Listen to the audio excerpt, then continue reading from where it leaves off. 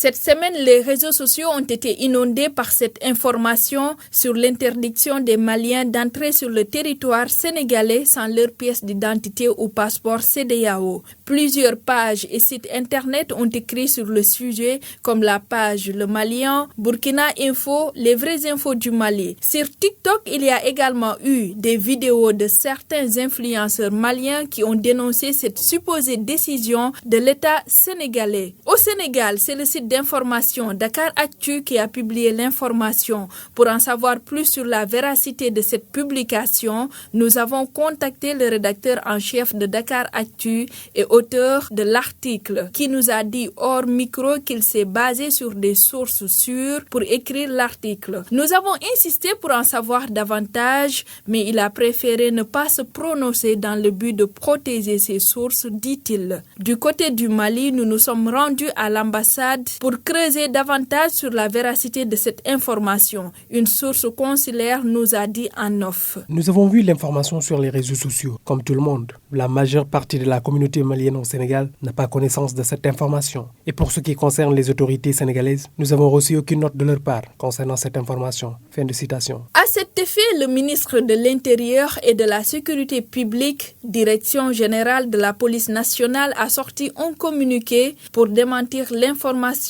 L'objet du communiqué est parcouru par Benoît Badiane. Je vous propose de l'écouter. La vérité sur les supposées restrictions d'entrée sur le territoire de ressortissants d'un pays de la sous-région. Depuis quelques heures, des informations parues à travers une certaine presse ont fait état des mesures de restriction d'entrée sur le territoire sénégalais appliquées par les services de la direction de la police de l'air et des frontières concernant des ressortissants d'un pays de la sous-région. La police nationale tient à préciser que les dites informations sont dénuées de tout fondement. À ce jour, aucune mesure de restriction ou de fermeture des frontières n'a été prise par les autorités compétentes. En effet, dans le cadre de l'exécution de ses missions de contrôle de l'immigration, la police nationale veille à l'application rigoureuse des dispositions en la matière. Pour rappel, conformément au protocole de la CEDEAO et son acte additionnel, la carte d'identité biométrique CEDEAO fait partie des documents requis dans le cadre de la mobilité au sein de l'espace communautaire.